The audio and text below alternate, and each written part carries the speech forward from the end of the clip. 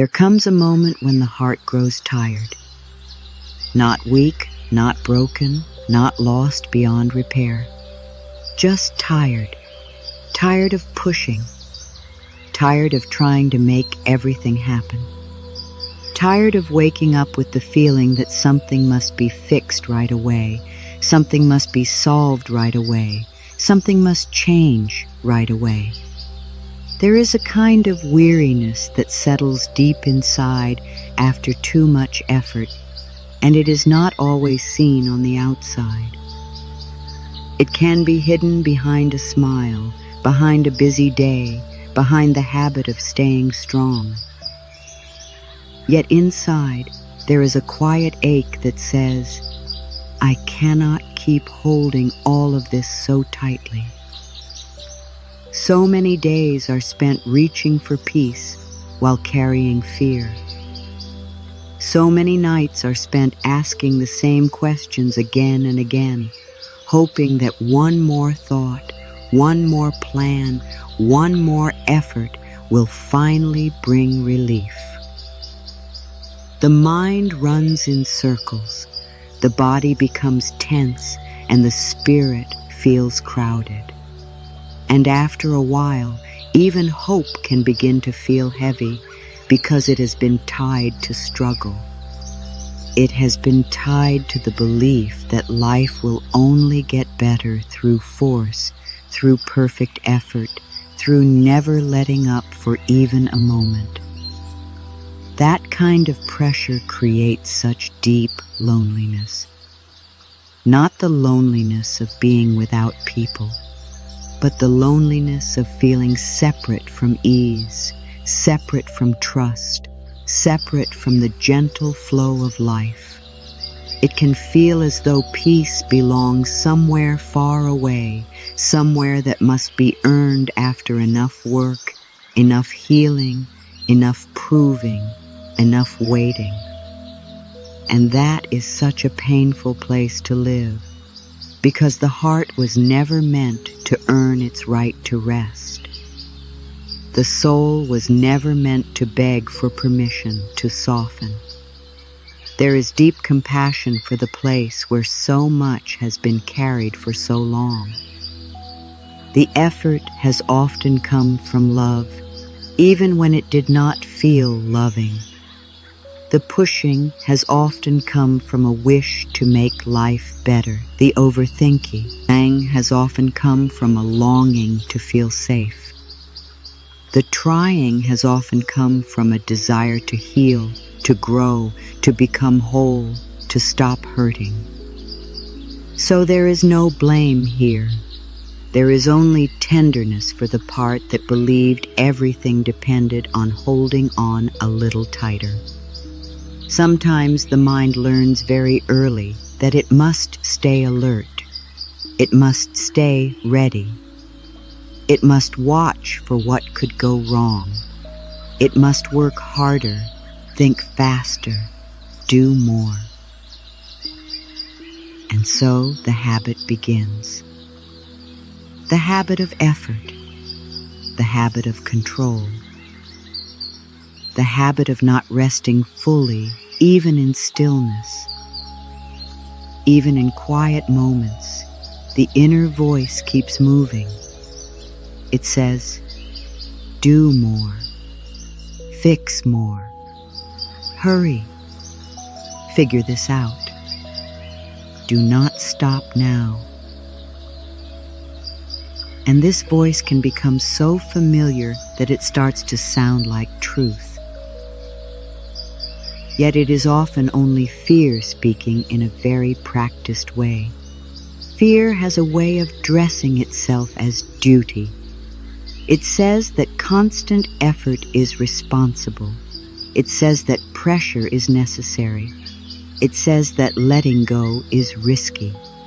But fear does not know how healing really happens. Fear does not understand grace. Fear does not understand the wisdom of a heart that is allowed to breathe. Fear only knows how to protect through tension, And tension is a very hard place from which to build a peaceful life.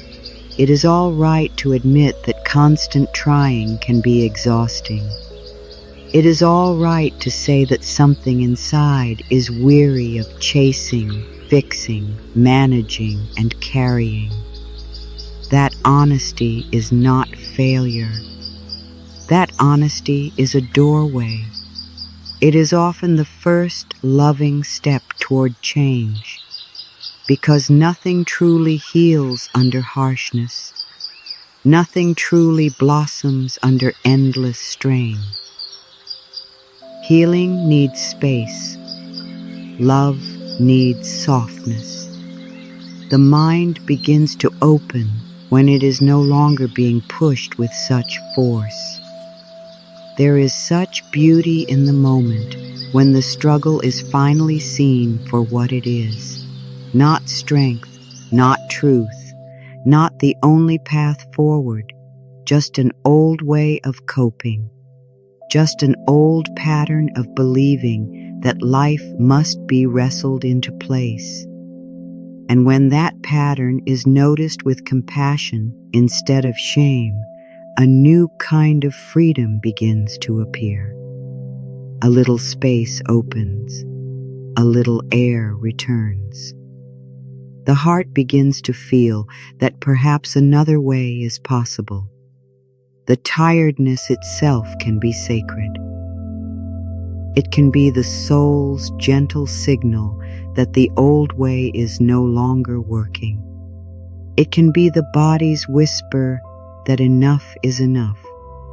It can be life inviting a softer path, a kinder relationship with the self, a deeper trust in the unseen movement of healing. So often, the breaking point is not the end.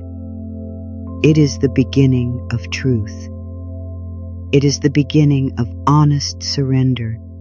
It is the beginning of choosing peace over pressure. There is no need to judge the journey that brought this moment. Every effort had a reason. Every coping pattern tried to serve in some way. Every anxious thought was trying in its own clumsy way to protect. But now something deeper is calling. Something wiser is asking for attention. It says, there must be more than this struggle.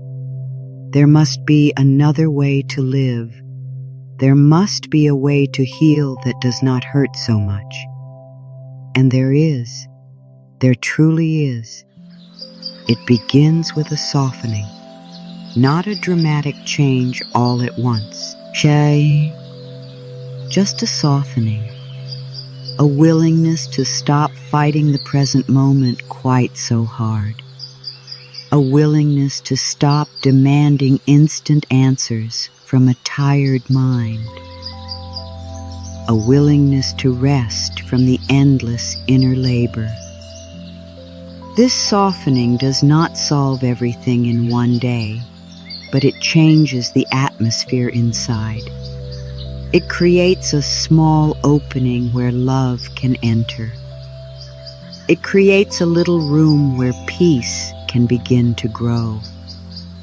There is something very healing in simply acknowledging what has been felt for so long.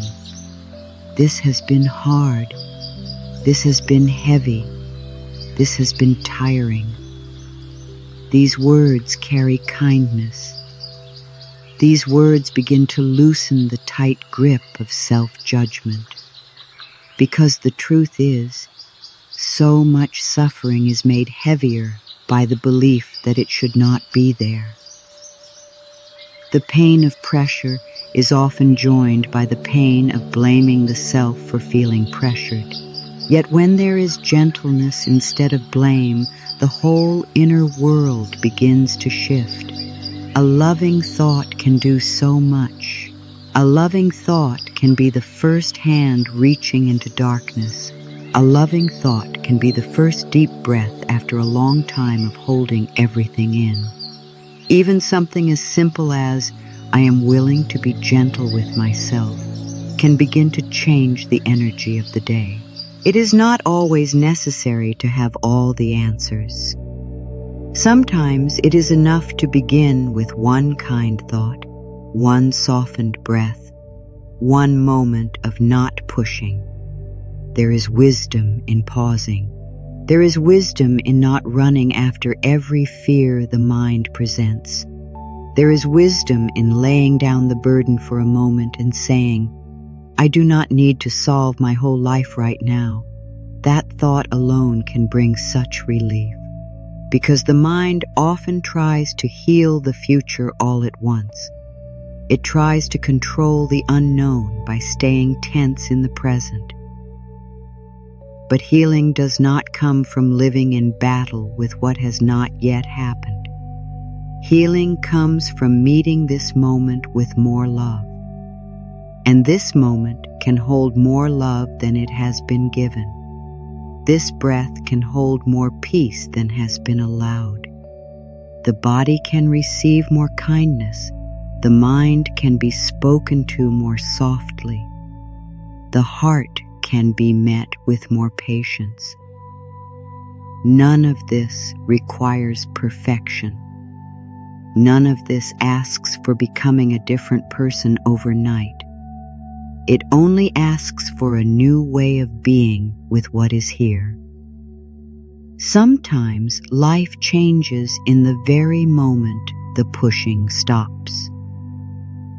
Not because everything outside changes at once, but because something inside unclenches. Something inside says, I do not have to keep hurting myself to get where I want to go. That is a holy realization. That is a healing realization. That is where the old story begins to lose its power. The story that says worth must be earned through struggle. The story that says peace comes later. The story that says rest must wait until all problems are solved. Peace does not need to wait. Love does not need to wait. Self-kindness does not need to wait. They can begin here. They can begin now.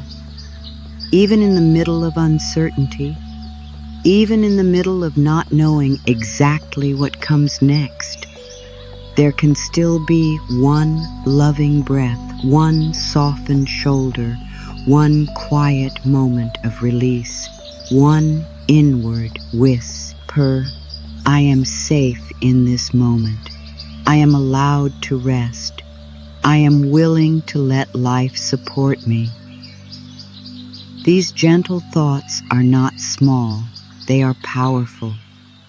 They begin to teach the body that it does not have to stay on guard every second. They begin to teach the mind that peace is possible. They begin to teach the heart that love is not something far away. Love is here, in the way the self is spoken to, in the way the body is treated, in the way the present moment is allowed to be enough for now. And so the tiredness is met not with more pressure, but with tenderness. Not with a demand to keep going at the same pace, but with an invitation to soften. Not with shame, but with understanding. This is where the old struggle begins to loosen. This is where the healing begins to breathe. This is where life begins to whisper, very softly. You do not have to force your way into wholeness. You are allowed to come home gently.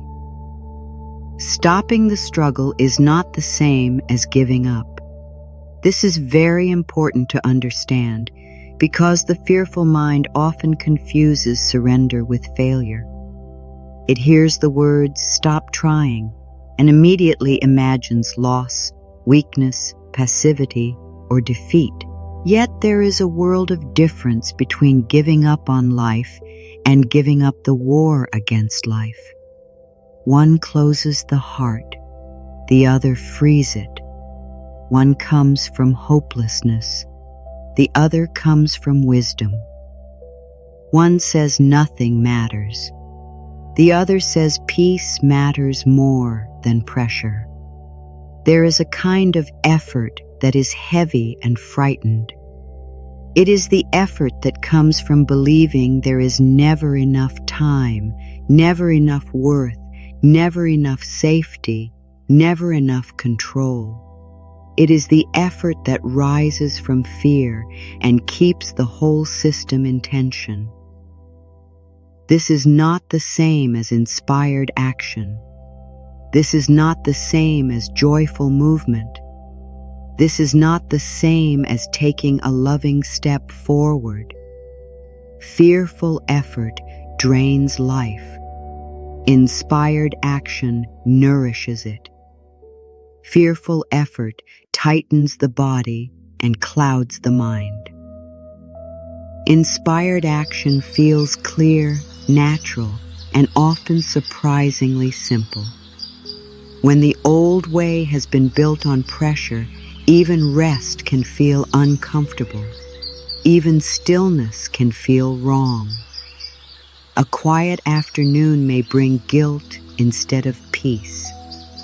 A pause may feel dangerous instead of healing. There can be a deep habit of measuring worth by effort, by productivity, by how much is carried, by how much is endured. And so when the invitation to soften arrives, the mind may resist it. It may say, if the pushing stops, everything will fall apart. But often the opposite is true. Often the pushing itself is what has made life feel so fragile. To stop trying in the unhealthy way is to stop gripping. It is to stop forcing answers before they are ready. It is to stop trying to control every outcome. It is to stop asking the mind to fix what only love can heal. It is to stop punishing the self for being in process. It is to stop making every desire into a struggle and every delay into a personal failure. This kind of stopping is not the end of caring. It is the end of fear running the whole inner world. Surrender is such a gentle word, yet it carries great strength. Surrender does not mean sitting in darkness and doing nothing. Surrender means releasing the belief that struggle is the source of power. Surrender means trusting that peace can guide action more wisely than panic can. Surrender means allowing the breath to deepen, the shoulders to soften, the heart to unclench, and the mind to rest from trying to control what is not ready to be controlled. There is something beautiful that happens when life is no longer treated like a problem to be attacked. The body begins to relax. The thoughts begin to slow. The nervous system begins to feel that danger may not be everywhere. The heart begins to hear its own wisdom again. In that space, true clarity becomes possible. Not forced clarity, not rushed clarity, real clarity, the kind that rises naturally when fear is no longer shouting over everything. A leaf floating on water does not push the river. It moves with the current. This does not make the leaf weak. It means the leaf is in relationship with something larger. It is supported by what carries it. In the same way, there is a wiser current in life, a natural movement that cannot always be seen when the mind is tense.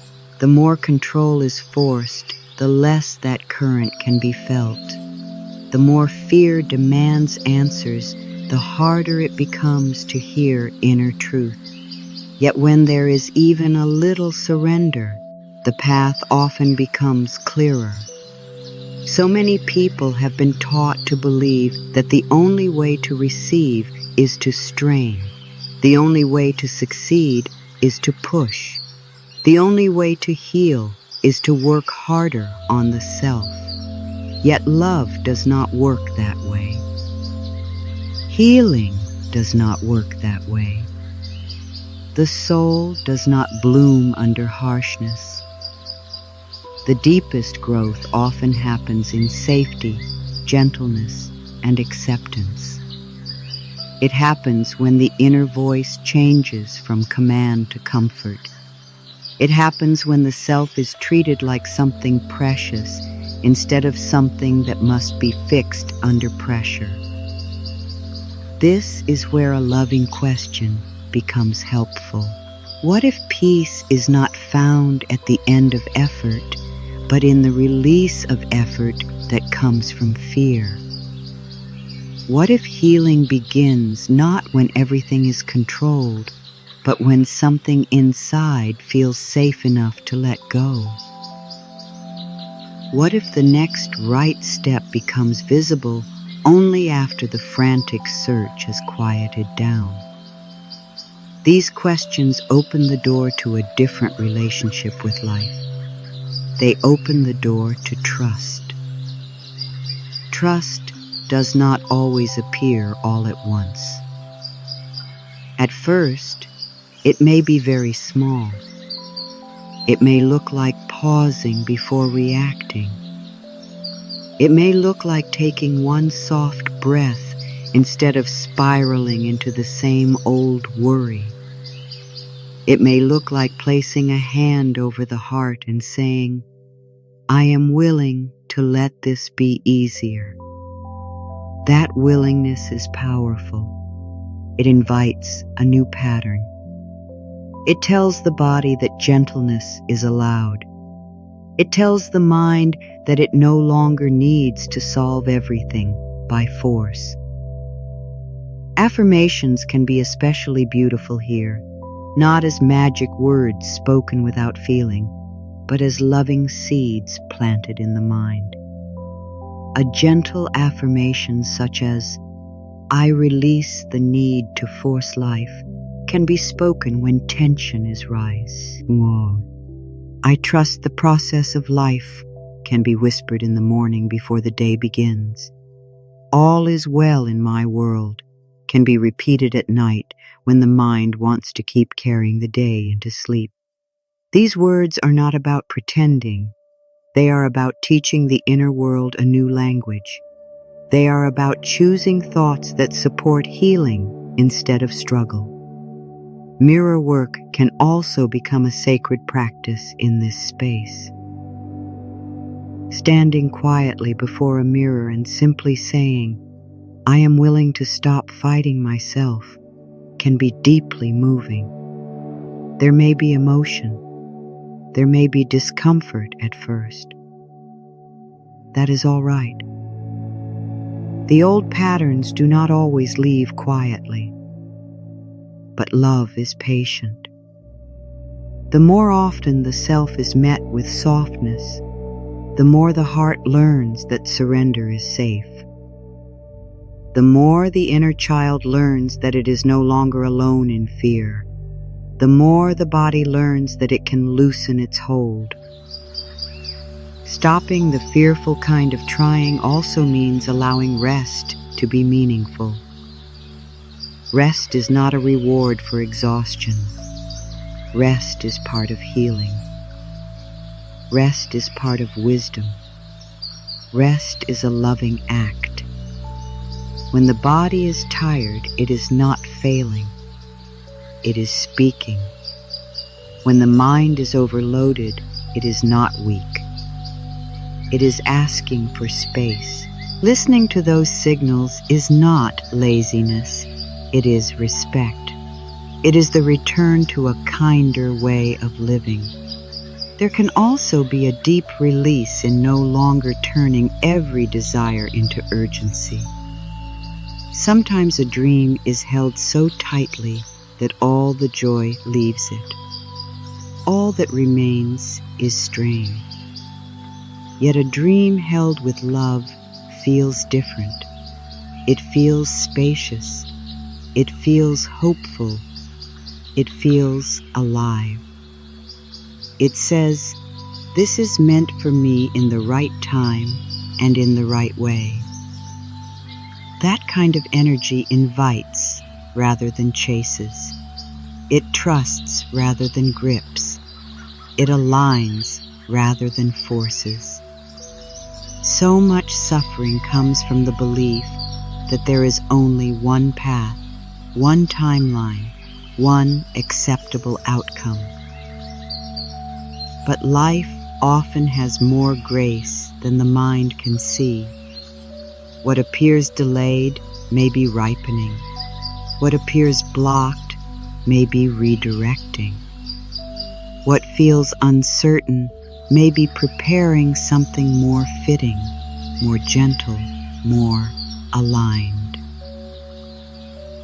The fearful mind dislikes these truths because it wants guarantees.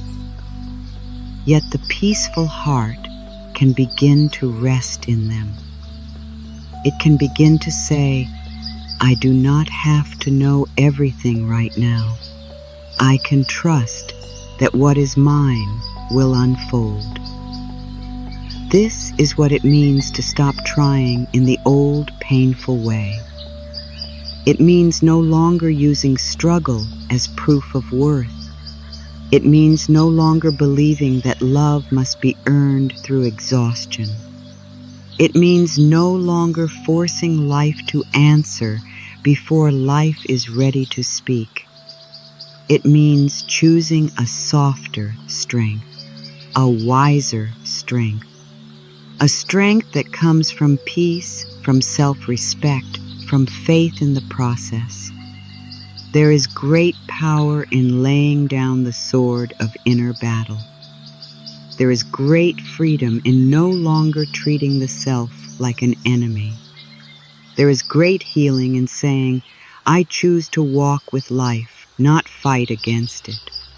That choice changes everything. It changes the quality of thought. It changes the feeling in the body. It changes the way each day begins. And in that changed inner state, life often begins to respond in new ways. This is not because the universe rewards passivity. It is because love creates openness. Peace creates receptivity. Trust creates room for guidance. When fear is no longer filling every corner of the mind, intuition can be heard again. When pressure is no longer driving every action, the next step often appears with surprising ease. It may be simple, it may be quiet, but it will feel different from the old frantic movement. It will feel cleaner, kinder, more true. That is the gift of letting go. Not emptiness, but space. Not defeat, but relief. Not the loss of power, but the discovery of a power that does not hurt. A power rooted in love. A power rooted in presence. A power rooted in the deep and gentle knowing that life does not need to be forced in order to unfold beautifully. The body listens to every thought. It listens not only to spoken words, but to the tone of the inner voice, to the repeated fears, to the daily habits of pressure, to the silent beliefs carried hour after hour. The body is always listening. It is always responding. And when life is lived in constant effort, the body feels that effort as tension.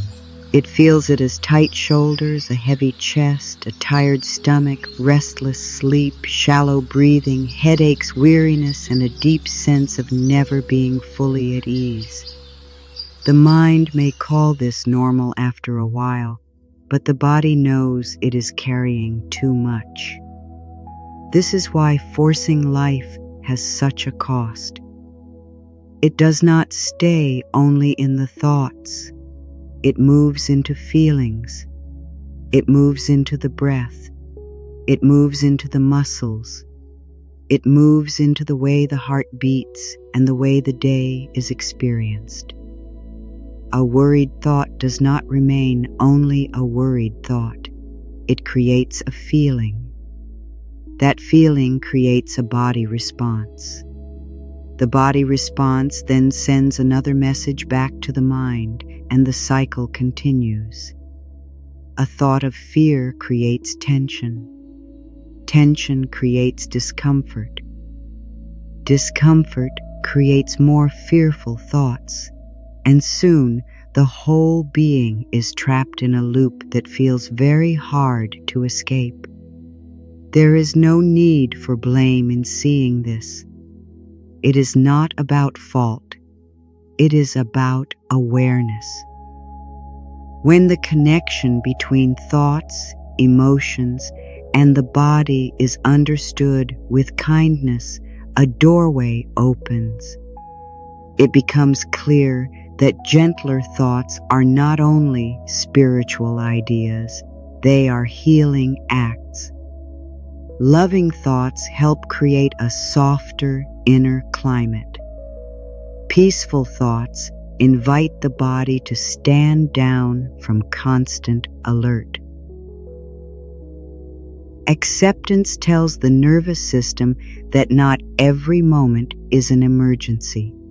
These things matter so much more than many realize.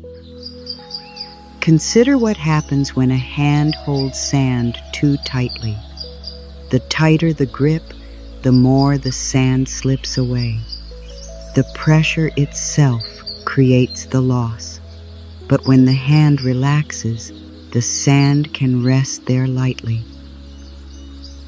Life is often like this. Healing is often like this. Relationships, goals, peace of mind, even joy itself can feel harder to reach when held with fear and strain. The very force used to keep them close can create the distance. And this is such a tender truth because it shows that more pressure is not always the answer. Often, less pressure is the opening. The body understands this metaphor deeply. It knows the difference between clenching and allowing. It knows the difference between bracing and breathing. It knows the difference between survival energy and healing energy. Survival energy is useful in real danger, but many live in it daily without knowing it.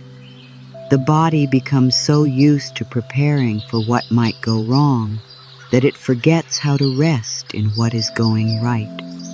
It forgets how to receive a peaceful moment without scanning for the next problem. It forgets how to soften because the mind has trained it to stay ready. This can show up in such ordinary ways. Eating without really tasting food because thoughts are racing. Sitting in a quiet room but feeling unable to settle. Lying down at night while the mind replays conversations, fears, plans, regrets.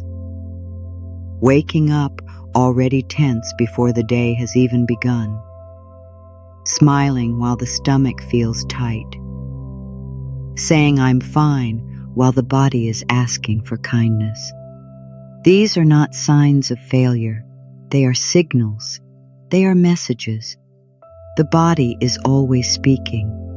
It asks to be heard with love.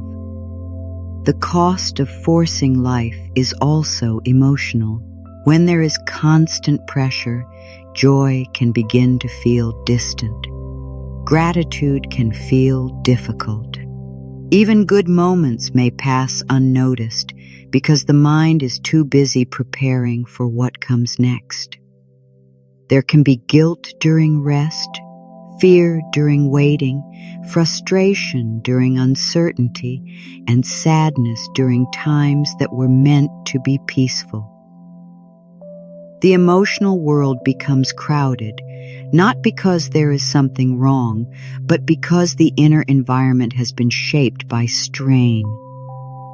This is where a new level of honesty can become healing. This pressure is affecting everything, not as a dramatic statement, but as a gentle truth. The way thoughts are chosen affects how emotions are felt. The way emotions are held affects how the body responds.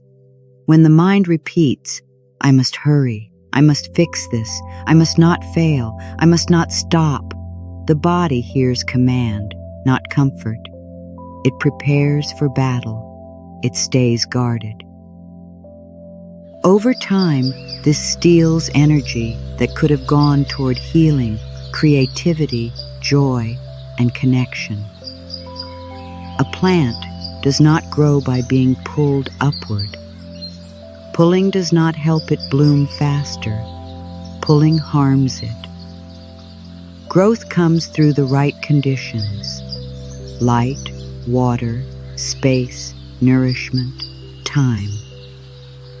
Human healing is not so different. The mind may want to pull, demand, hurry, and force growth, but the heart and body need safe conditions in which to open. They need patience. They need loving words. They need moments of quiet. They need thoughts that support life instead of thoughts that attack it. This is why affirmations can be so powerful when used with feeling and gentleness. A tense body may soften when hearing, "I am safe to relax." An anxious mind may begin to unwind with, "Life is supporting me right now." A weary heart may feel comfort in, "I no longer need to push myself to deserve love." These are not just pleasant ideas. They are nourishment for the whole being. Spoken softly in the morn, being repeated during a hard moment or whispered before sleep, they begin to shift the pattern between thought and body. Journaling can also bring beautiful awareness. A simple reflection such as, "Where am I forcing life right now?" can reveal so much. Another question, "How does my body feel when I pressure myself?" can bring the body back into the conversation. Writing these things down helps make the invisible visible. It brings compassion to places that were once only driven by habit. It helps reveal how much energy has been spent in silent struggle. And once something is seen clearly, it can begin to change. Even a small breathing practice can begin to restore the connection between mind and body. Placing both feet on the floor, letting the shoulders drop, and taking a slow breath in, then a slow breath out, can be enough to interrupt an old loop. During that breath, a thought can be added. In this moment, I choose peace. That one moment may seem simple, yet it is not small. It tells the body that something new is happening. It tells the mind that fear is not the only voice in the room. It tells the heart that love is available now, not only after everything is solved. There is such healing in treating the body like a friend rather than a machine that must keep going. A friend would not be driven without rest, spoken to harshly, and blamed for feeling tired. A friend would be met with patience. The body deserves that same patience. The emotions deserve that same patience. The mind deserves that same patience. So much begins to change when the inner relationship becomes kinder. The hidden cost of forcing life is that it can make even beautiful possibilities feel hard. It can turn dreams into burdens, healing into homework, and growth into pressure. Yet life was never meant to be lived only through strain. There is meant to be room for breath, room for joy, room for softness, room for not knowing everything at once, room for trusting that healing unfolds in layers, and that those layers do not have to be ripped open to be real. When the grip begins to loosen, the body often responds with gratitude. A deeper breath arrives, a softer face appears. Sleep may begin to improve. The chest may feel lighter. The mind may not rush as quickly into panic. The change may not happen all at once, but it begins, and every gentle thought helps. Every moment of not pushing helps. Every affirmation, every pause, every loving reflection helps create new conditions inside.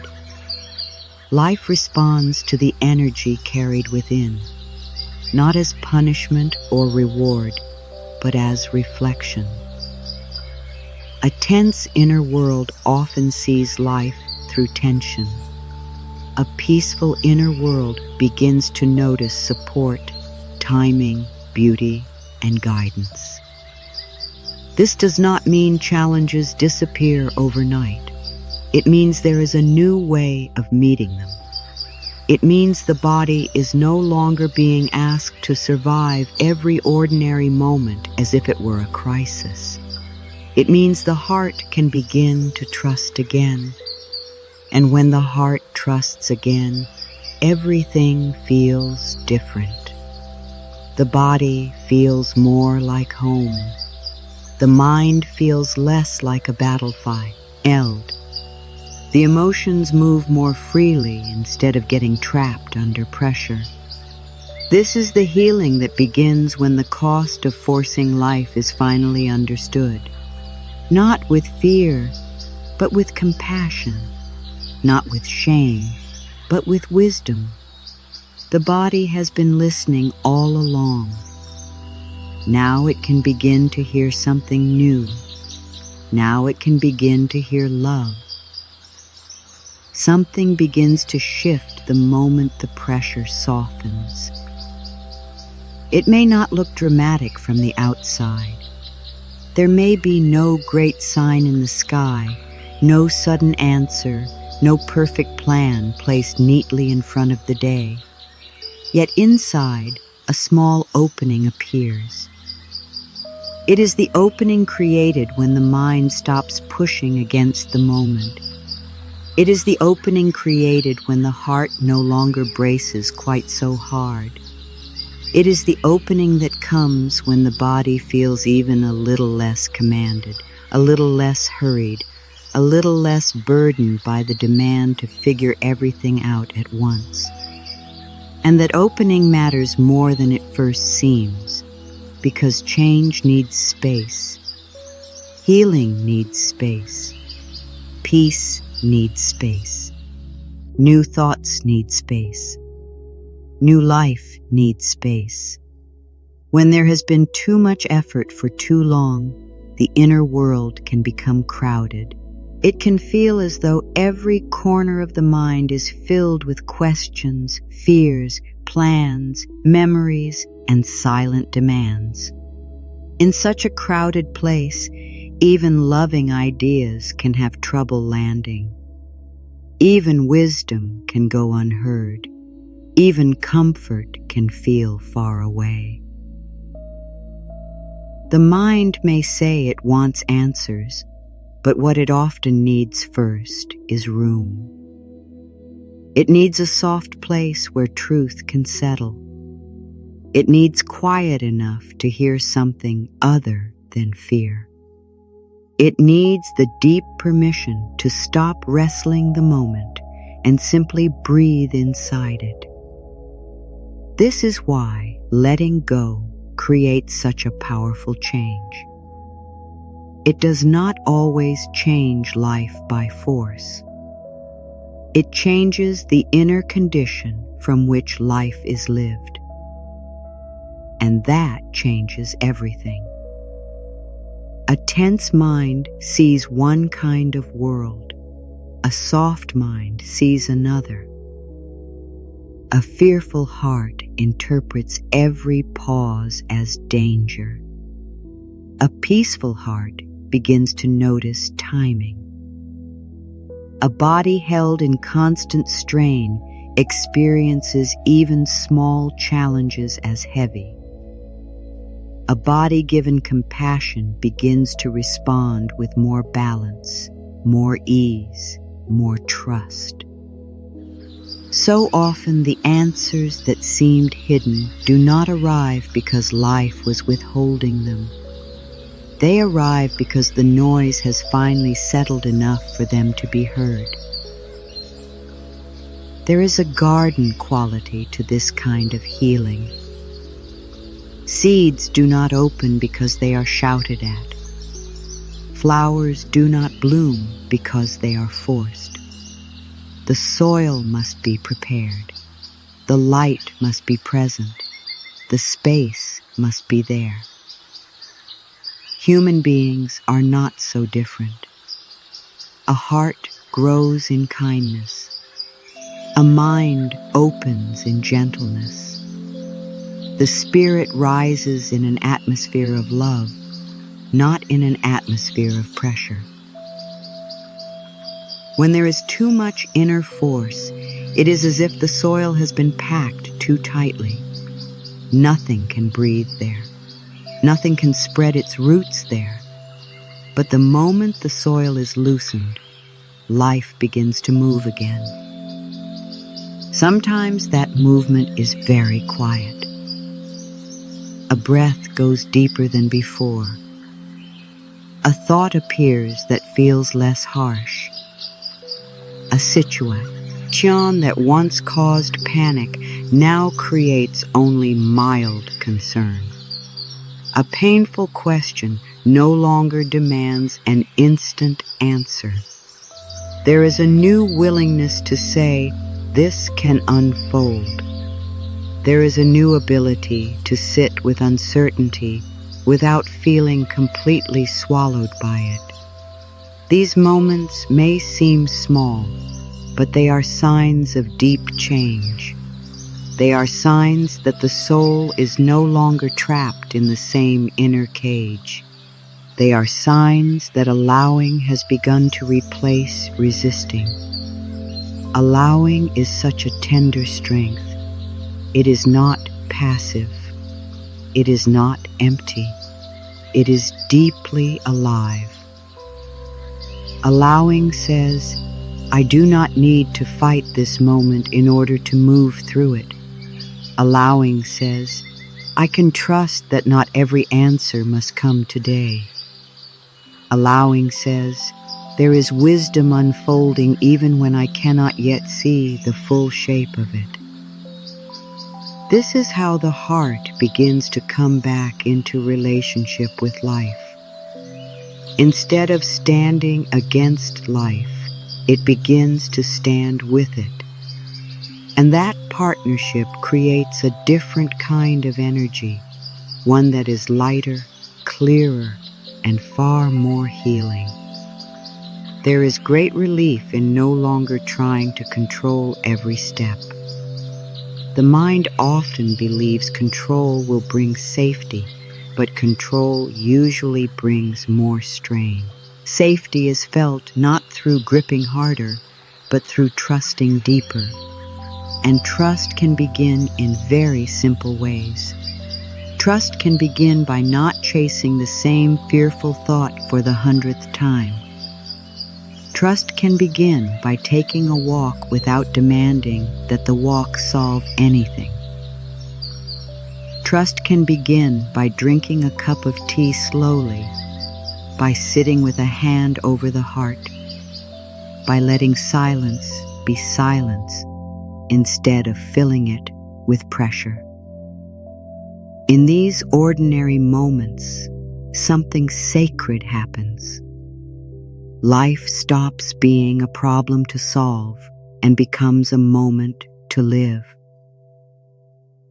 So much beauty can enter when there is space. Gratitude enters more easily. Intuition enters more easily. Calm enters more easily. The next right idea often enters more easily. Not always with fireworks, but with quiet certainty. There can be a feeling of, this is what matters now, or this is enough for today, or I do not need to fight this anymore. Such thoughts are gentle, yet they carry a healing power that fear never can. Fear demands. Love guides. Fear crowds. Love opens. Fear says, now, now, now. Love says, one step, one breath, one kind choice. This space also changes the way time is felt. Under pressure, time often feels cruel. It feels too fast, too short, too full, never enough. There can be a painful sense of always being behind, always missing something, always needing to catch up to a life that will not slow down. But when letting go begins, time can feel more spacious. There can still be tasks, responsibilities, and unanswered questions, yet the panic around them begins to soften. Instead of living in a race against life, there is a growing sense of walking with life. And that shift is deeply healing to the nervous system, deeply healing to the emotions, deeply healing to the body. Affirmations can support this opening in such beautiful ways. A phrase like, I create space for peace, can be repeated in the morning before the rush of the day begins. I allow life to support me, can be spoken while resting the hands on the belly and breathing slowly. There is room for healing in my life, can be whispered during moments of uncertainty. These words help create a new inner environment. They are not meant to push positive thinking on top of pain. They are meant to open a small window in the room of the mind, letting fresh air enter where everything has felt closed and crowded. Gratitude also changes when there is space. It becomes less like a task and more like a natural response. In a pressured state, even gratitude can feel forced. The mind may say the right words, but the heart feels tired. Yet when there is a little more room inside, gratitude begins to arise on its own. The warmth of sunlight, the softness of a blanket, the comfort of a quiet room, the steadiness of breath, the simple gift of being here. These things become easier to notice. And each moment of true gratitude strengthens the new inner pattern. It teaches the mind that life is not only demand. It teaches the heart that goodness still exists. It teaches the body that ease is real. Letting go also creates space for grief to move in a healthier way. Many people keep trying because they are afraid of what they will feel if they stop. Beneath the pushing, there may be sadness, disappointment, exhaustion, old hurt, or loneliness waiting to be acknowledged. The constant effort becomes a way to stay ahead of feeling. But healing cannot fully happen when everything tender is kept behind a locked door. Once there is space, those feelings may gently begin to rise, not to overwhelm, but to be seen, not to punish, but to be released. And when they are met with kindness instead of fear, they begin to move through rather than stay trapped inside the body. This is another reason letting go creates change. It makes honesty possible. It allows the truth of the inner life to be felt without so much defense. There can be tears, there can be quiet. There can be a deep sigh that seems to come from years of holding on. These are not signs that something is wrong. These are signs that something is opening. The body often releases in the language it knows best. The heart often heals by finally being allowed to feel what has long been pushed aside. In that openness, peace does not arrive as an idea. It arrives as a lived experience. Mirror work can become especially tender here. Looking softly into the eyes and saying, "It is safe to let go," may feel simple, yet it reaches deep. Another beautiful affirmation might be, "I do not need to carry this alone," or "I give myself permission to soften." These words help the inner child feel held. They help the frightened parts feel less alone. They help replace old command with loving presence. Over time, the mirror becomes less a place of judgment and more a place of reunion. There is also such healing in allowing joy to return without guilt. When life has been treated like a struggle for a long time, joy can feel almost suspicious. A peaceful moment may be interrupted by the thought that something must be forgotten, that some worry still needs attention, that some unfinished task must be carried even now. Yet joy is not a betrayal of responsibility. Peace is not neglect. A laugh, a song, a warm bath, a quiet morning, a small pleasure, these are not distractions from healing. They are part of healing. They remind the body and spirit that life is more than survival, and so the space grows. A little at first, then more. More room to think clearly, more room to rest, more room to feel, more room to trust, more room for new choices, more room for grace. This is what happens when trying so hard begins to loosen. It does not create emptiness. It creates possibility. It does not leave a life with less direction. It opens a life to deeper guidance. It does not take away strength. It reveals a strength that is rooted in peace.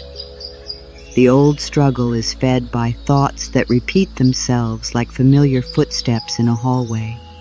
Some of these thoughts sound practical on the surface. Some sound responsible. Some even sound wise.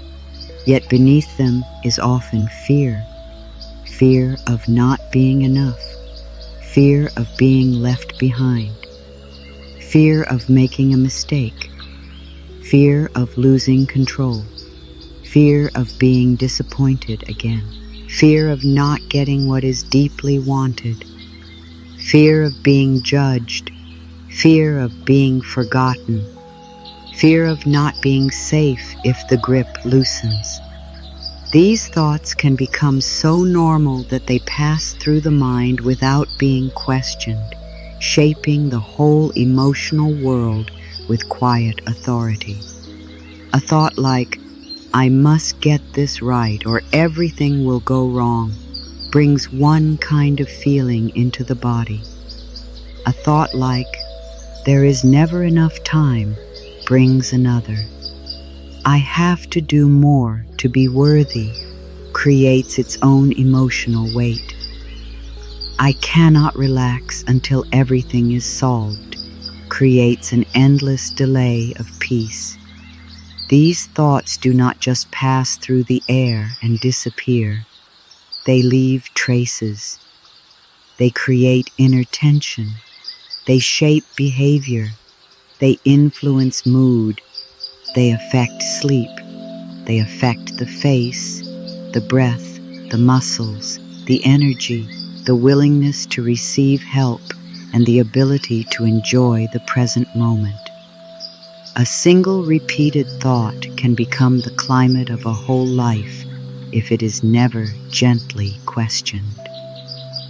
Many of these patterns began long ago. They may have formed in times when being alert felt necessary. They may have grown from moments when love seemed uncertain, safety seemed fragile, or approval seemed linked to performance. The mind learned quickly. It learned to stay busy. It learned to stay prepared. It learned to reach for control. It learned to earn. It learned to prove. And while these patterns may once have felt protective, they become painful when they continue long after the danger is gone. The heart still wants peace, but the mind keeps sending signals of threat. The body stays ready for battle, even when the soul is longing for rest. This is why it is so healing to begin noticing the thoughts that keep the struggle alive. Not to fight them, not to shame them, just to notice them, to hear them clearly, to become aware of their tone, to ask very gently, "Is this time hot loving?" And "Does this thought help healing, or does it deepen fear?" These questions are simple, yet they bring light into places that may have been running on automatic for years. Once the light is there, change becomes possible. There is a great difference between a thought that guides and a thought that drives. Guidance feels clear. Driving feels harsh. Guidance feels steady. Driving feels urgent. Guidance says, "This matters." Driving says, "Hurry or everything is at risk." Guidance comes with presence. Driving comes with pressure. The heart knows the difference. The body knows the difference. The more this difference is understood, the easier it becomes to step away from thoughts that sound loud but are not true. A fearful thought often promises safety, yet what it creates is strain. It says, "Stay tense and nothing bad will happen." But tension cannot control life. It can only tighten the body and narrow the spirit. It says, "Keep worrying and you will be prepared." But worry does not prepare the soul for peace. It only rehearses pain. It says, "Judge yourself now and you will do better." But self-judgment rarely creates loving growth. It more often creates shame, exhaustion, and distance from the very healing that is needed. There is something deeply freeing in seeing these thoughts as learned patterns rather than permanent truth. The thought, "I am behind," is a pattern. The thought, I am not enough yet is a pattern. The thought, I cannot trust life, is a pattern. Patterns can be changed. They may not change overnight, but they can change. They soften with awareness. They weaken with repetition of new truths. They loosen when they are no longer fed every day by unquestioned belief. Affirmations are especially powerful here because they begin to replace the old language of fear with the language of love. If the mind often says, I am not doing enough, a new thought can be introduced. I am enough as I am, and I grow in peace. If the mind says, everything depends on me, a loving replacement might be, life supports me in seen and unseen ways. If the mind says, I must stay in control, a softer truth can be, it is safe to trust the process of life. These affirmations are not meant to erase feeling. They are meant to offer the mind a new path, a new sentence to walk down, a new rhythm to practice. The body responds beautifully to this new rhythm. When a fearful thought is interrupted with a loving one, the breath often changes. The shoulders may drop, the stomach may soften, the heart may feel less rushed. This is the mind-body connection at work in a healing direction. Just as painful thoughts once created tension, loving thoughts now begin to create ease. This is not false hope. This is practice.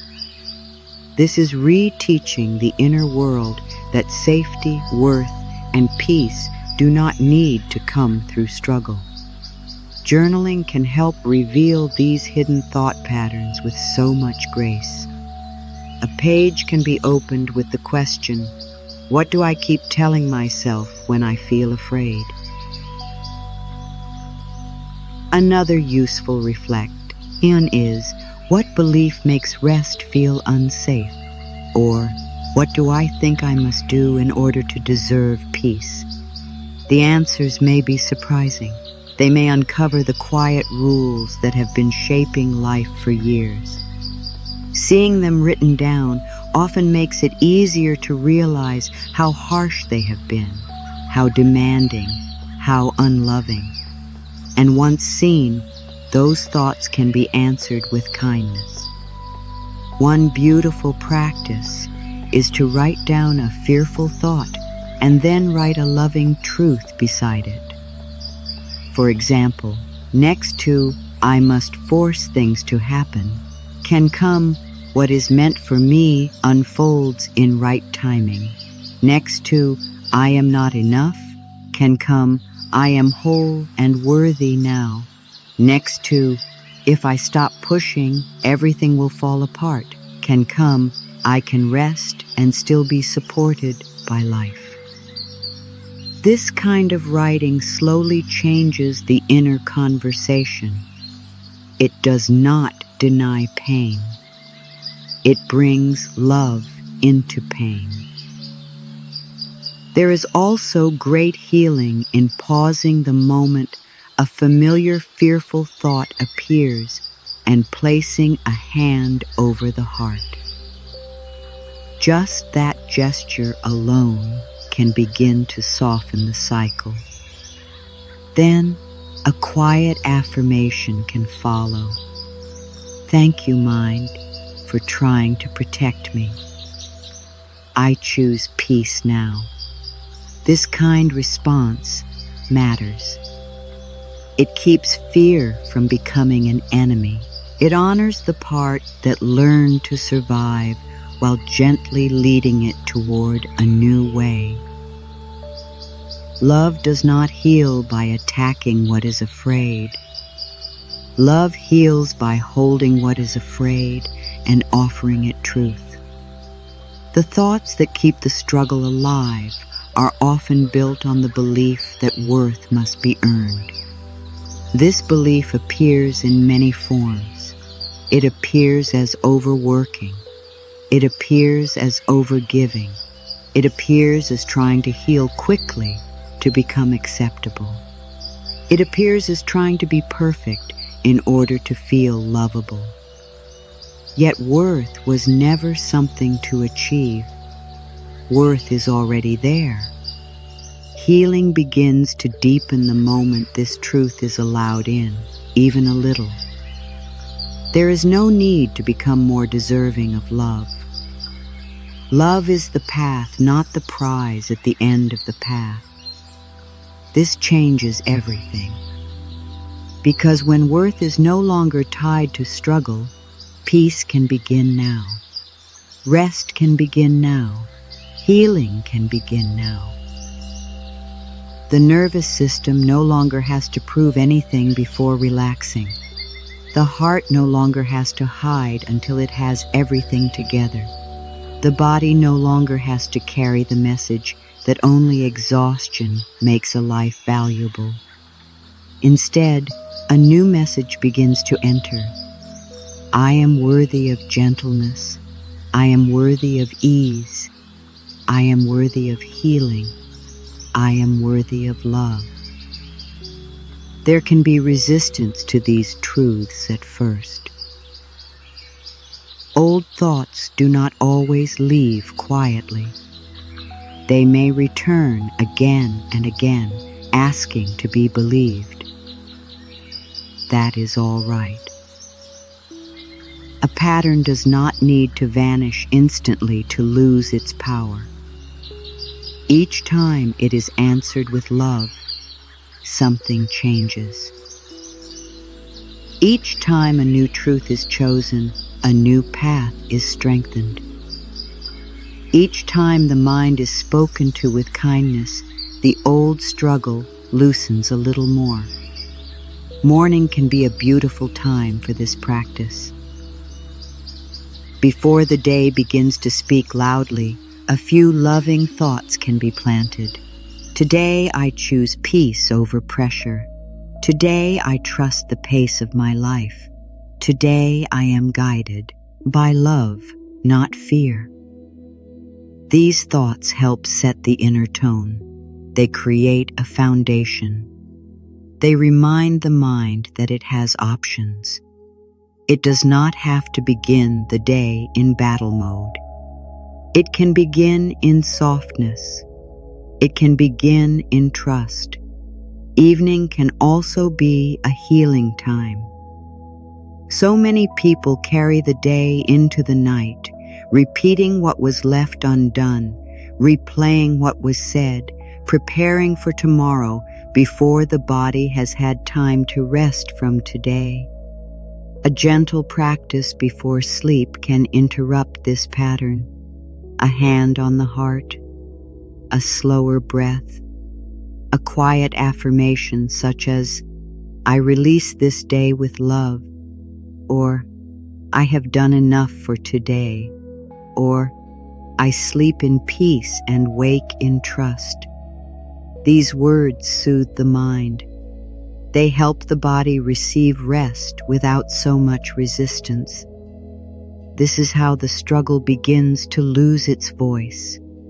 Not all at once, but steadily, through awareness, through compassion, through new thoughts repeated with care, through the willingness to no longer believe every fearful sentence that crosses the mind, through the practice of asking again and again, what would love say here? That question alone can become a doorway out of old pain. And as the fearful thoughts begin to quiet, another way of living starts to appear. A way rooted not in pressure, but in trust. Not in proving, but in allowing. Not in chasing worth, but in resting inside it. This new way may begin softly, but it carries deep strength. It carries the kind of strength that does not wound the body in order to move forward. It carries the kind of strength that honors the process instead of attacking it. It carries the kind of strength that knows life can unfold one loving step at a time. Trusting the process of life is not always easy for a mind that has been trained to expect struggle. Yet it is one of the most healing shifts that can happen. Trust does not mean everything is understood. It does not mean there are no questions. It does not mean there will never be moments of fear. Trust means choosing to believe that life is moving, even when the full picture is not yet visible. Trust means choosing to stop treating every pause as failure.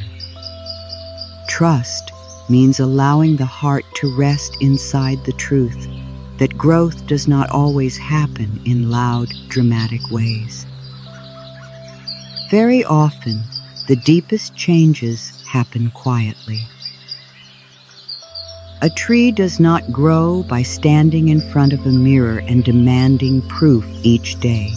It grows because it is rooted, fed, and given time. The branches stretch when they are ready. The leaves return in season. The growth may be slow to the eye, but it is real. Human healing is much the same. There may be days that seem still. There may be weeks when nothing appears to change.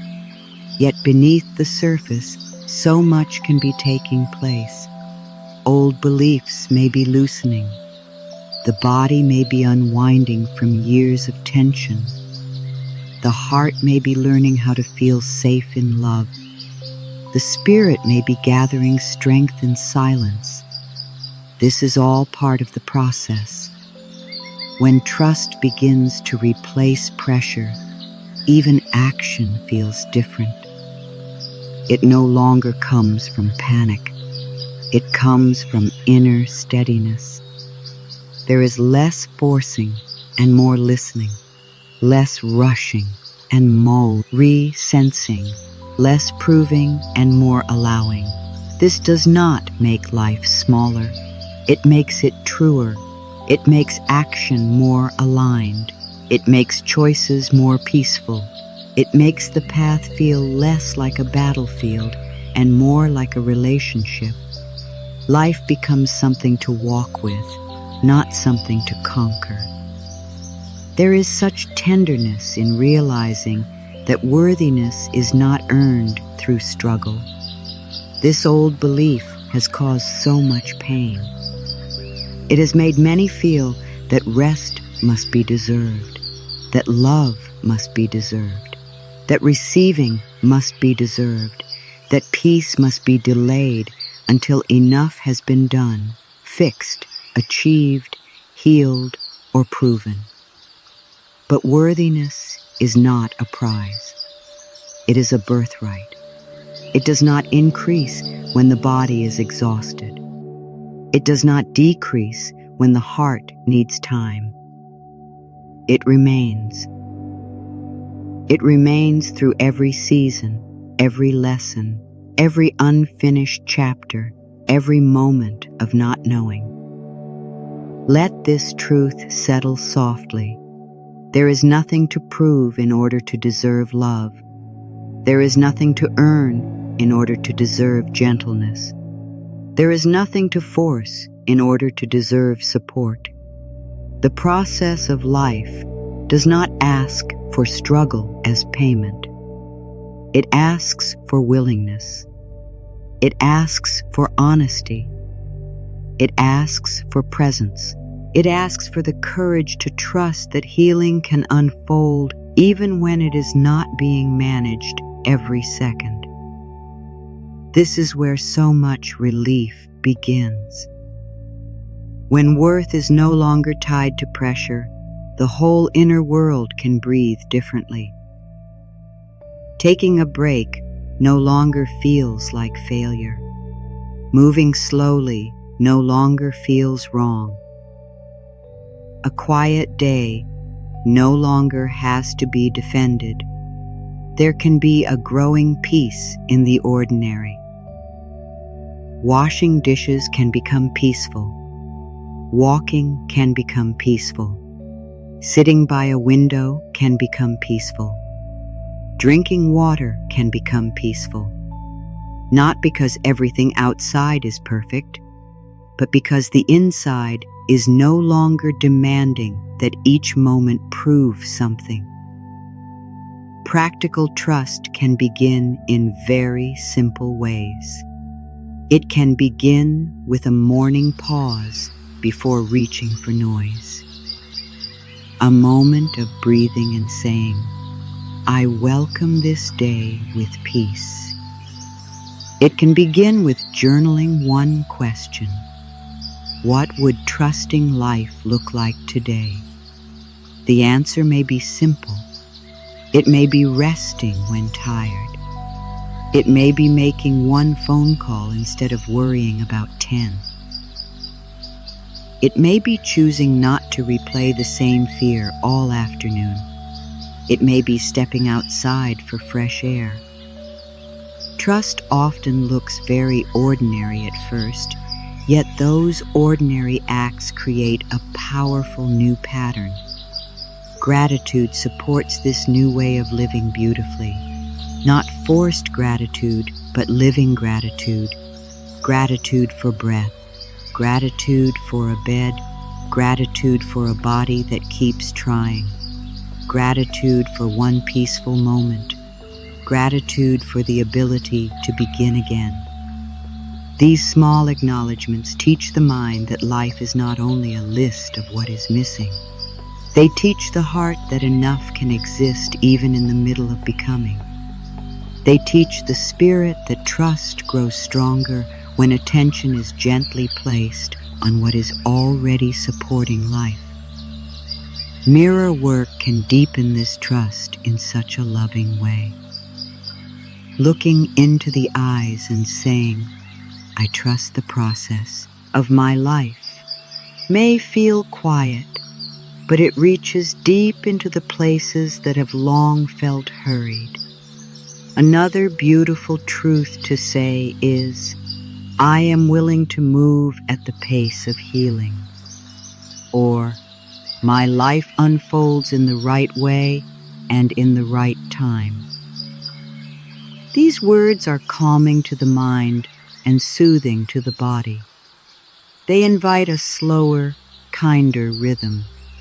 They remind the nervous system that it is no longer living under the rule of constant pressure. There is also wisdom in noticing how healing often appears after the moment of surrender, not before it.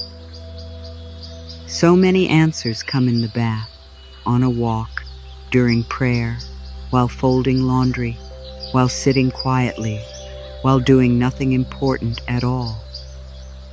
This happens because the inner doors are open then. The pressure has stepped aside. The spirit has room to speak. Life often gives guidance in the spaces where force has stopped. Not because life is teasing or delaying, but because openness allows receiving. Receiving is an art that many have not been taught. There may be deep skill in doing, managing, fixing, helping, carrying, and pushing. But receiving can feel strange. Receiving help, receiving rest, receiving good things without guilt, receiving love without suspicion, receiving peace without immediately preparing for its loss. Yet trusting the process of life includes learning how to receive.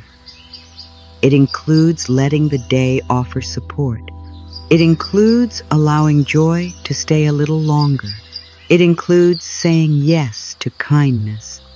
It includes permitting the self to be held by life, not only tested by it. This softer way of living does not remove responsibility. It changes the energy behind responsibility. Duties can still be met. Choices can still be made. Goals can still matter. but they no longer have to be carried in a spirit of fear. They can be held in a spirit of trust. This changes the texture of life. It makes room for calm. It makes room for listening. It makes room for the body to participate without being driven beyond its wisdom. It makes room for the heart to stay open. There will still be moments when the old urgency returns. That is all right. Trust is a practice, not a single decision made once and forever. When those old feelings rise, it can help to pause and say, I do not need to rush my life, or what is meant for me is not harmed by a moment of peace, or I am safe when I soften. These affirmations are like gentle hands placed on the shoulders of the mind. They bring it back. They remind it that a new path is being chosen now. One of the deepest changes in this new way of living is the end of using struggle as proof of sincerity. There has been such a belief in many hearts that if something matters, it must hurt. If something is real, it must be difficult. If something is valuable, it must be earned through hardship. Yet life is not always trying to teach through pain. Sometimes life teaches through ease. Sometimes it teaches through timing. Sometimes it teaches through rest, through joy, through being still enough to notice what is already true. This truth is deeply healing for the body. The body does not bloom under our endless pressure. It blooms in safety. It blooms in rest. It blooms in the warmth of kind thoughts, nourishing habits, slower breathing, and the release of impossible demands. The body wants to partner in healing. It wants to respond to love. It wants to feel that it is no longer being pushed past its limits to prove worth. The moment this shift begins, the body often responds with such gratitude. There is more softness in the face, more openness in the chest, more steadiness in the breath, more patience in the day. A simple trust practice can be used anytime the mind begins to press too hard. Pause. Breathe in slowly. Breathe out slowly. Then say, life is unfolding for me now. Repeat it gently. Then ask, what is one loving step I can take? Not 10 steps. Not the whole future. One loving step. That question brings life back to what is real. It brings the mind out of pressure and back into presence. It creates a rhythm of trust that can be returned to again and again. This is the new way of living. Not perfect, not rigid, not dramatic, soft, honest, steady. A way of moving through life with more love and less force. A way of honoring timing. A way of trusting growth. A way of allowing healing to unfold without constant demand. A way of knowing that the soul does not need harshness in order to become whole. And in this new rhythm, something beautiful begins to happen. Life feels less like something that must be managed at all times and more like something that can be lived, received, and trusted. The heart feels less like a worker and more like a home. The mind feels less like a commander and more like a companion. The body feels less like a machine and more like a living, listening friend. This is what becomes possible when the process is trusted, when worth is no longer tied to struggle, and when life is allowed to unfold with more grace.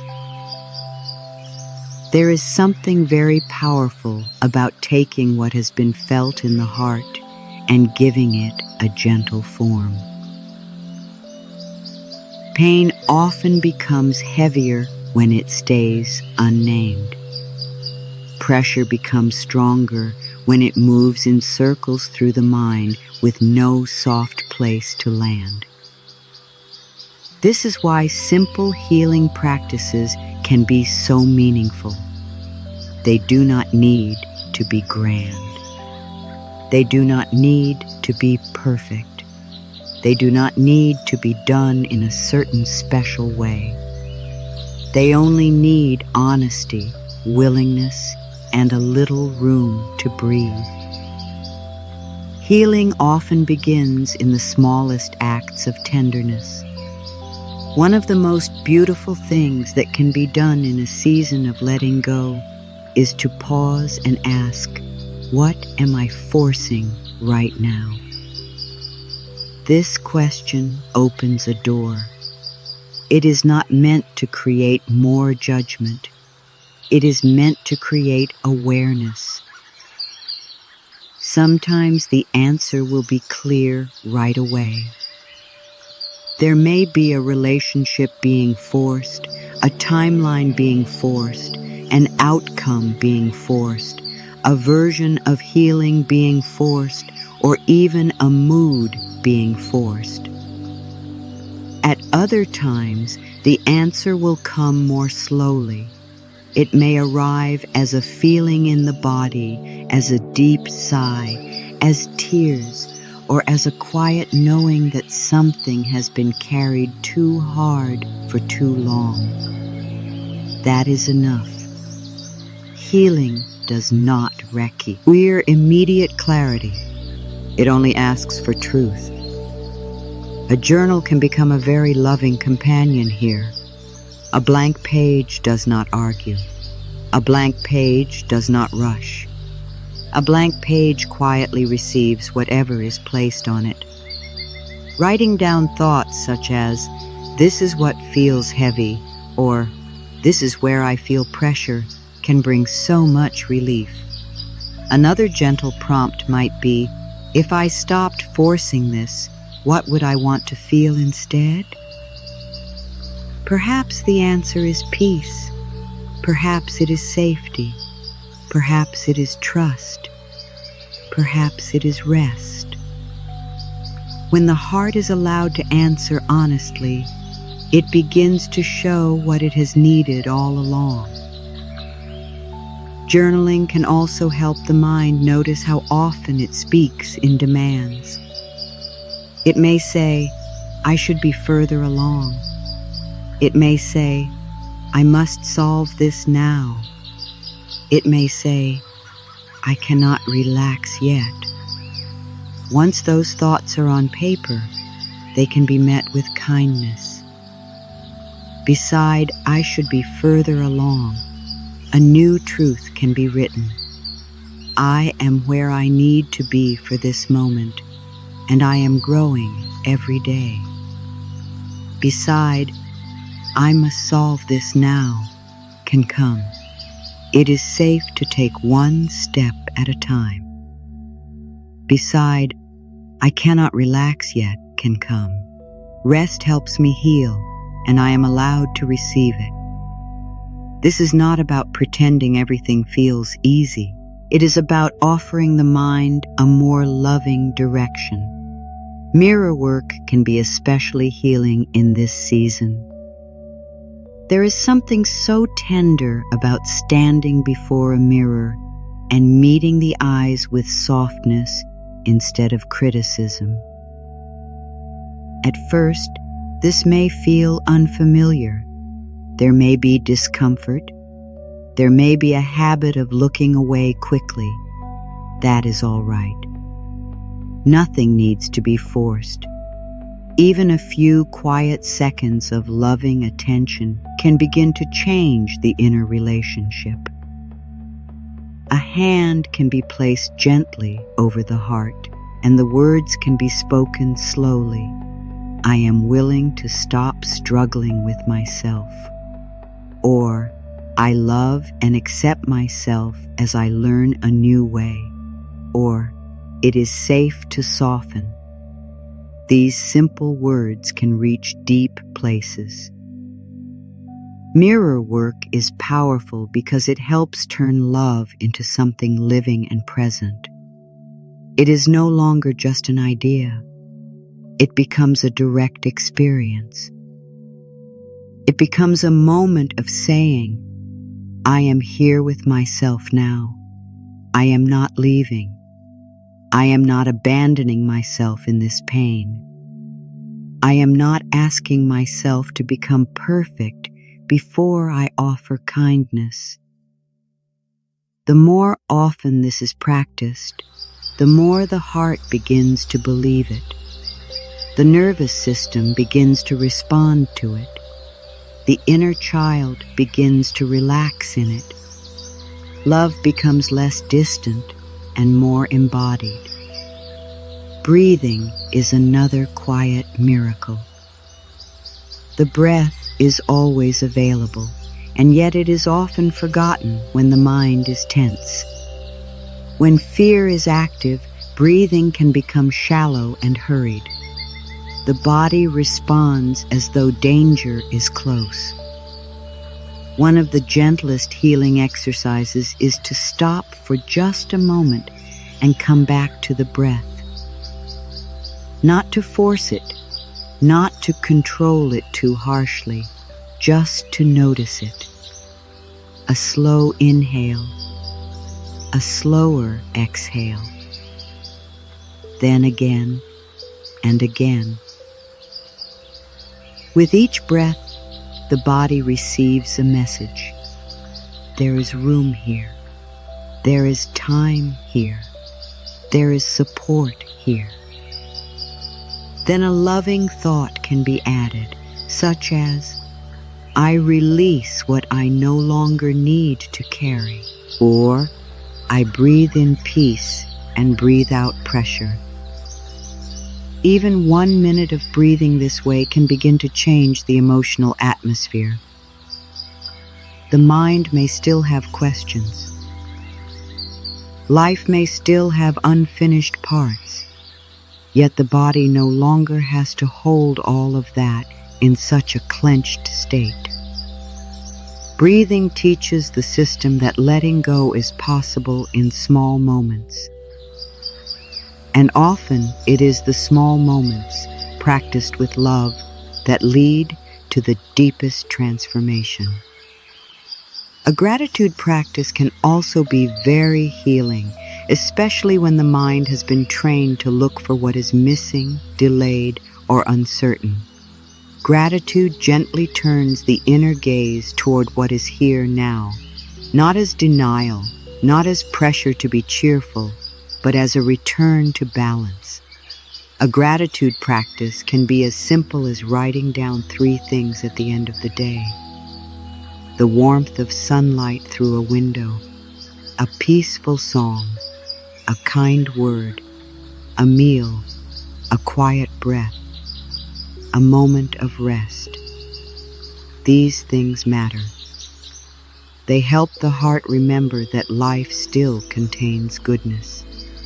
They help the mind see beyond the old habit of scanning only for problems. There is also deep healing in a simple letting go ritual. This does not need to be complicated. A piece of paper can be used to write down what is being carried too heavily. The fears, the pressure, the need to control every outcome, the belief that rest must be earned.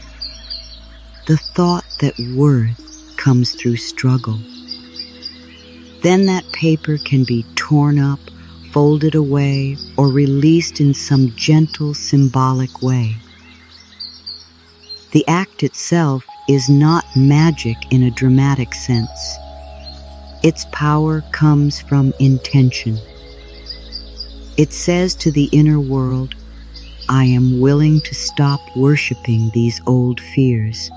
I am willing to make room for something new. Sometimes healing also asks for a quiet walk, a little time in nature, or simply sitting with a warm drink and choosing not to fill every empty space with noise. Silence can feel unfamiliar when the mind has been living in pressure, yet silence can become a place of return. In quiet moments, there is a chance to hear what the heart has been saying beneath the surface all along. There is a chance to notice what the body needs. There is a chance to feel that life is not only made of effort, it is also made of presence. Practical healing is often much softer than the mind expects. It may not look dramatic enough to the part that wants instant change. Yet these small practices work deeply because they are rooted in consistency and love. A journal page here, a mirror moment there, a hand over the heart, a pause before reacting, a few breaths instead of another spiral of fear, gratitude before sleep. These acts begin to tell the whole being, a new way is being chosen now. The body hears it. The heart hears it. The mind hears it. Little by little, a different inner life is built. There may still be days when old patterns return strongly. There may be moments when the pressure feels louder again. That does not mean healing has been lost. It only means a loving practice is needed again. This is why gentleness matters so much. Harshness will only deepen the cycle, but a kick and response can interrupt it. I notice I am pushing again. I notice I am afraid again. I notice I am forgetting to be gentle. These observations are healing because they bring awareness without blame. Then the next loving step can be chosen. One of the most beautiful things about these practices is that they help create trust in the self. They remind the heart that healing is not somewhere far away. Healing is in the next kind breath. Healing is in the next loving sentence. Healing is in the next moment of honesty. Healing is in the next soft choice. Over time, the whole system begins to understand that peace is not something to wait for at the end of struggle.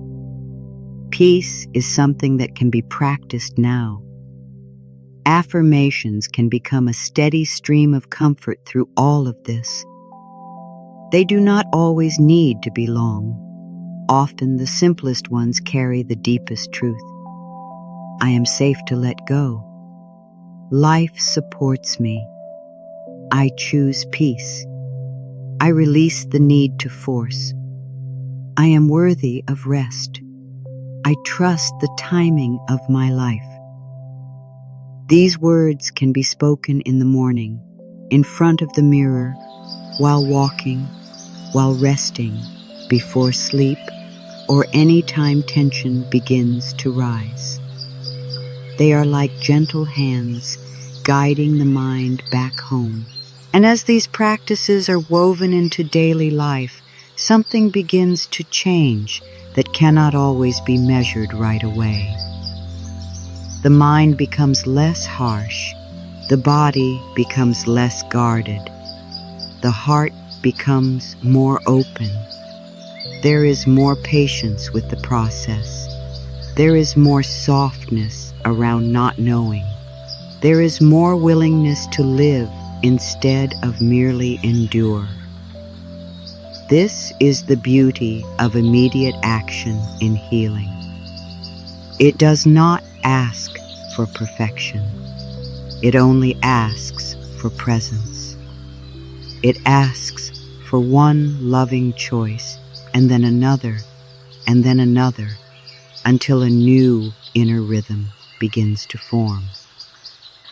Affirmations are not empty words when they are spoken with tenderness.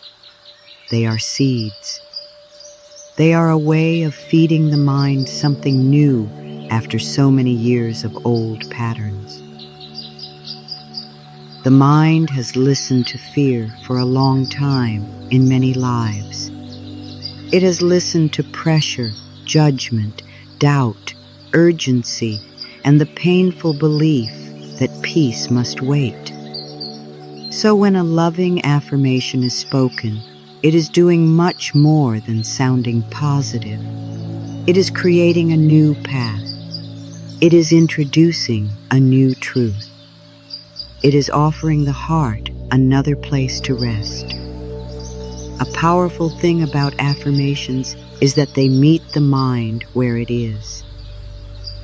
They can be simple enough to use in the middle of an ordinary day, yet deep enough to reach the places that have felt frightened and tired for a long time.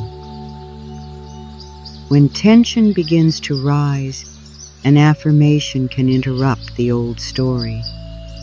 When the body feels tight, an affirmation can begin to soften the inner atmosphere. When fear says, "Everything depends on struggle," an affirmation can answer, "I allow life to work with me." This is how transformation often begins. Not in one dramatic leap, but in many gentle returns to truth. There is no need to force affirmations either. Love never asks for that. Sometimes one sentence will feel right for many days. Sometimes different affirmations will be needed for different moments. In the morning, it may feel soothing to say, "Today I choose peace over pressure." Before a difficult task, it may help to whisper, "I am supported in all that I do." During a moment of uncertainty, "I trust the process of life," can become like a soft lamp in a dark room. At night, "I release this day with love," can help the whole being prepare for rest. Affirmations work beautifully when paired with the body. A hand over the heart, a hand on the belly, a soft gaze in the mirror, a slow breath. These small gestures tell the nervous system that the words are safe to receive. The body is more likely to believe what is spoken when it is spoken in a calm and loving way. This is why affirmations are not only for the mind, they are for the whole being. They become part of the mind-body healing that gently reshapes daily life. One beautiful way to use affirmations is with repetition during moments that once held pressure. If mornings often begin with dread, then the morning becomes the time for new truth. If sleep has become filled with worry, then bedtime becomes a sacred moment for gentle words. If the mirror has often been a place of criticism, then the mirror becomes a place of healing. Love moves into the very spaces where fear once lived. This is how the inner world begins to change. Affirmations can also help reveal what the heart most needs to hear. The affirmation that brings tears is often pointing to a deep place of longing. I am worthy of love now may touch an old wound. It is safe to rest, may touch the part that learned to equate worth with effort. I do not need to force life, may reach the frightened places that have lived in control for years. These moments are precious. They show where healing is ready to enter. They show where the old hardness can begin to soften. The transformation that begins in surrender is often quiet at first. There may not be instant fireworks. There may not be sudden certainty about every part of life, but there is a new feeling, a little more room in the chest, a little less panic in the mind, a little more softness in the body, a little more patience with the day, a little more kindness in the inner voice. These are sacred changes. They may seem small to the part that wants dramatic proof, yet they are signs that life is already shifting from the inside out. Once the struggle softens, clarity begins to arrive in a different way. Not through chasing, not through overthinking, not through exhausting the mind. Clarity often comes like a quiet knowing. A simple next step becomes visible. An old fear no longer feels convincing. A situation that once felt impossible begins to look manageable. There is more space between thought and reaction. There is more freedom to choose a loving response instead of an automatic one. This is real transformation.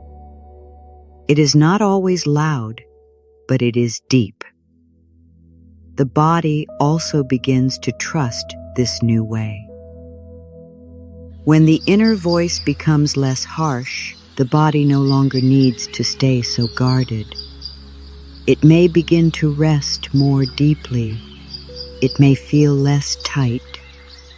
The breath may deepen more often. The Sish, Omak may soften. The face may carry less strain. Energy that was once spent on silent inner battle becomes available again for life, for creativity, for connection, for joy, for healing. This is one of the greatest gifts of surrender. It returns life energy to where it belongs. There is often a beautiful emotional transformation as well. The old feeling of having to prove, carry, and manage everything starts to weaken.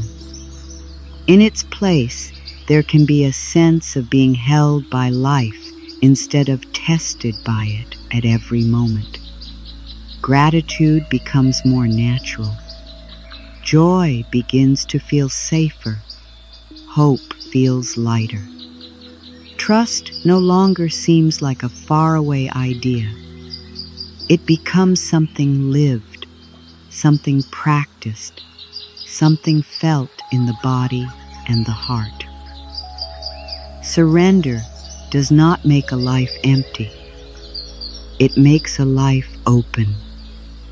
Open to guidance, open to support, open to rest, open to timing, open to love, open to the truth that not every answer must be dragged into view. Some things unfold when the hands are finally relaxed. Some blessings arrive when the door is no longer blocked by fear. Some healing appears when the body is no longer commanded to be strong all the time. This is why surrender changes everything. It creates the conditions in which life can finally be received. there is also a spiritual change that begins here. When the inner struggle quiets, it becomes easier to feel connected again. Connected to peace. Connected to intuition. Connected to the quiet wisdom that has always been present beneath the noise. Some may call it inner guidance. Some may call it the voice of love. Some may call it the universe, divine timing, or the flow of life. Whatever name is used, the feeling is the same. It is the feeling of no longer standing alone against life. It is the feeling of being part of something gentle and wise. This transformation can show up in ordinary ways. A conversation is met with more calm. A delay no longer creates the same inner storm. A mistake is answered with compassion rather than attack. A rest day is no longer filled with guilt. A simple pleasure is enjoyed without suspicion. These moments matter. They are how the new life is lived. Not only in deep spiritual reflections, but in the ordinary hours of the day. Healing becomes real when it can live in daily life. There may also come a new understanding of strength. Old strength may have meant enduring without softness, pushing without pause, staying in control at all costs. But new strength feels different. It feels like honesty. It feels like allowing tears without shame. It feels like resting when tired. It feels like saying no to what drains the heart. It feels like trusting that a loving pace is not failure. It feels like choosing peace when the old habit wants pressure. This is a deeper kind of strength. It does not wound the self in order to survive. As surrender deepens, there is also a change in how dreams are held. They are no longer gripped with desperation. They are held with love. There is still desire. There is still hope. There is still movement. But there is less fear around timing, less panic around when and how, less belief that life has to be wrestled into giving what is wanted. Instead, there is a growing trust that what belongs will unfold and what is true will meet the heart in the right way.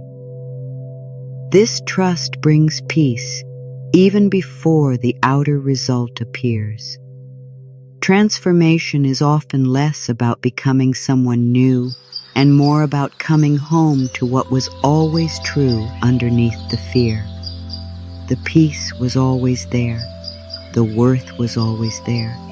The lovability was always there. The ability to receive was always there. They may have been covered by layers of strain and old survival habits, but they were never lost. Surrender begins to uncover them. It clears away the noise.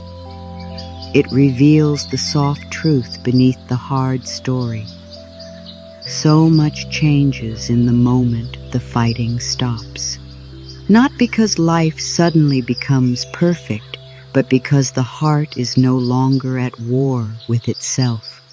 That alone changes the way every part of life is experienced. There is more room for love, more room for faith, more room for healing, more room for the quiet miracles that cannot enter a crowded, fearful mind. And these quiet miracles are everywhere. A more peaceful morning, a kinder thought, a deeper sleep, a calmer body, a hopeful heart, a more trusting spirit. This is how transformation often begins. Then comes the gentle truth that no great act is required to begin again.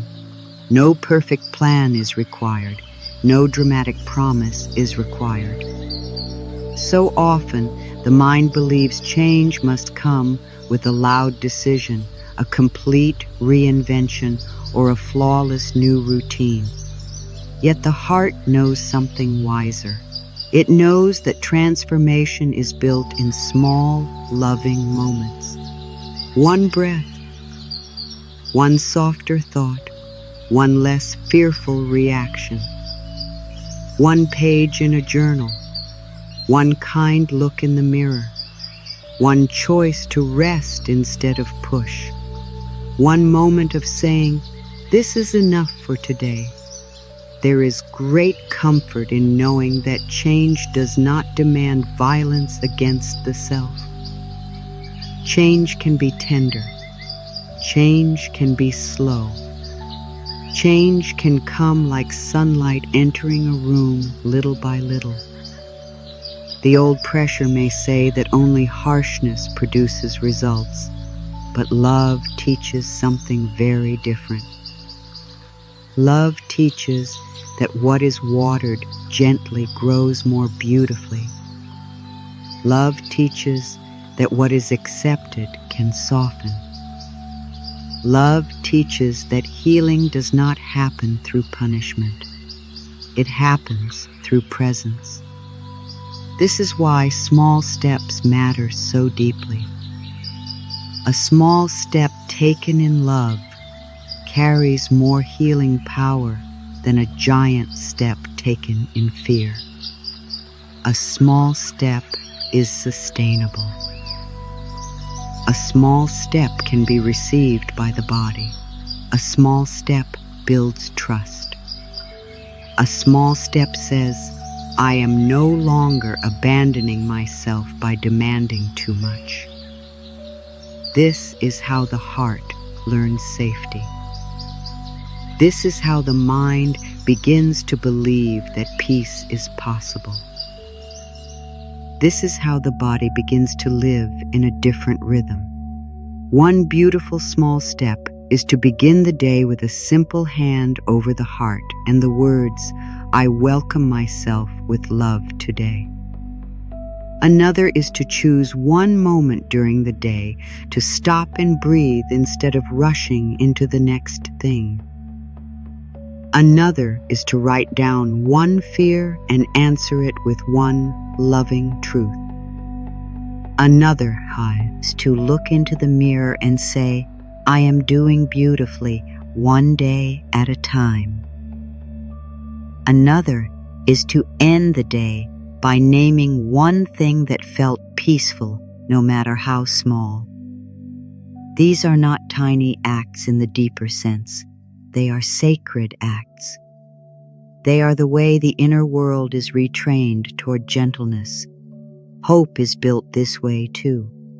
Not always through grand events, but through many lived experiences of being supported. A peaceful morning becomes proof that the day does not have to begin in battle. A softer body becomes proof that the nervous system can learn a new way. A loving thought becomes proof that the mind can change. A quiet night becomes proof that rest is possible. Each of these experiences becomes a new memory in the heart. They begin to replace the old story that only struggle is real. There is no need to wait until everything is clear to begin loving life. There is no need to wait until healing is complete to begin offering compassion. There is no need to wait for perfect certainty to begin trusting the next step.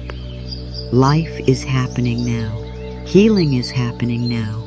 The shift is happening now in this moment. in the simple willingness to stop demanding so much and start listening a little more deeply.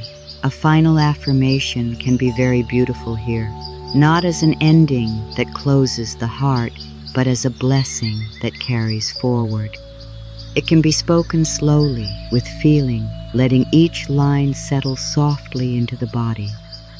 I release the old need to struggle. I am safe when I soften. I trust the process of my life.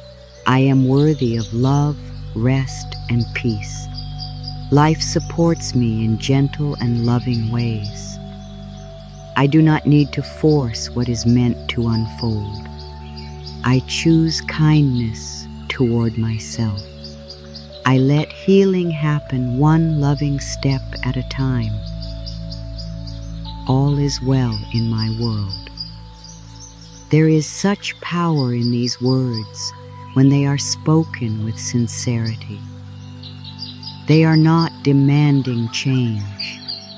They are welcoming it. They are not denying the past. They are blessing the present. They are not forcing the future. They are making room for it. And this is the deeper truth of it all. The moment the trying softens, life is finally given space to breathe through the heart again. The moment the pressure loosens, the wisdom within can be heard. The moment the struggle is no longer used as proof of worth, peace can begin to enter in a new way. Everything changes because the relationship with the self changes. Everything changes because love is allowed to lead where fear once ruled. Everything changes because the inner world is no longer built on force, but on trust. So the final verdict is very gentle, very simple, and very powerful. Nothing real is lost when the unhealthy struggle ends. Something precious is found. Peace is found. Space is found. Breath is found. Self-love is found. A deeper strength is found. The ability to receive life instead of fighting it is found. And from that place, healing unfolds more naturally, hope returns more quietly, and transformation becomes something that feels safe enough to stay. There is no need to hurry into becoming. There is no need to punish the heart into healing. There is no need to push these, if so hard. A softer way is possible. A kinder way is possible. A more loving way is possible. And that way can begin now, in one breath, in one thought, in one small act of release. That is enough. That has always been enough. And from there, all is truly well.